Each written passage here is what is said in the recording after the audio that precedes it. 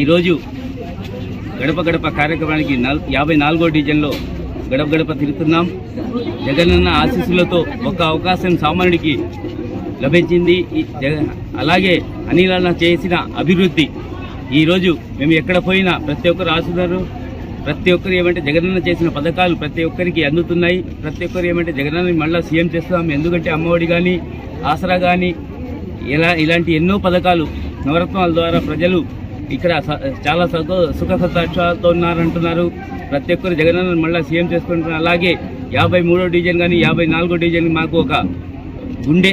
ఎందుకంటే ఇక్కడ మొత్తం వైఎస్ఆర్ కుటుంబం లాగా ఉంటారు. ప్రతి ఒక్కరు ఇక్కడ ఎప్పుడు చూసినా ఫస్ట్ మెజార్టీ మనకి ఈ వార్డులలోనే ఎక్కువ మెజార్టీ వస్తుంది వైఎస్ఆర్ కాంగ్రెస్ పార్టీకి.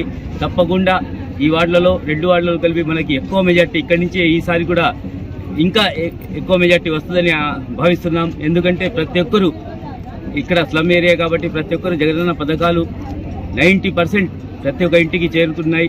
మళ్ళీ ఇక్కడ అభివృద్ధి అనేది మీరు చూస్తున్నారు. పెన్నాలు రివిట్ వాల్ కూడా కడుతున్నాం. అలాగే ఎక్కడ అవసరం ఉన్న సిమెంట్ రోడ్లు కానీ అవసరమైన డ్రైన్లు కానీ కట్టుకుంటూ ముందుకు పోతున్నాం. తప్పకుండా ఇంకా డెవలప్ చేసుకుంటూ ఇంకా అభివృద్ధి చేసుకుంటూ ముందుకు పోతాం. అలాగే ఈరోజు మనకు నెల్లూరు పార్లమెంట్ అభ్యర్థిగా విజయసాయి రెడ్డి అన్న వచ్చినారు. మనకి ఇంకా ఎక్కువ ధైర్యం వచ్చింది. ఎందుకంటే ఏ పనులు నిమిషాల్లో జరిగిపోతాయి. నెల్లూరు సిటీని ఒక గ్రీన్ సిటీ లాగా చేసుకుని పోతాం. ఇది వెనుకబడిన ప్రాంతం కాబట్టి ఇంకా డెవలప్ ఇక్కడ చేసుకుంటూ పోతాం. మీరు చూస్తున్నారు మన జెండా వీధిలో 11 కోట్లతో షాదీ మహల్ కట్టాం. అలాగే ఘోష హాస్పిటల్ కూడా నిర్మించుకున్నాం. ఇక్కడ కూడా ఒక షాదీ మహల్ కట్టుకుంటున్నాం.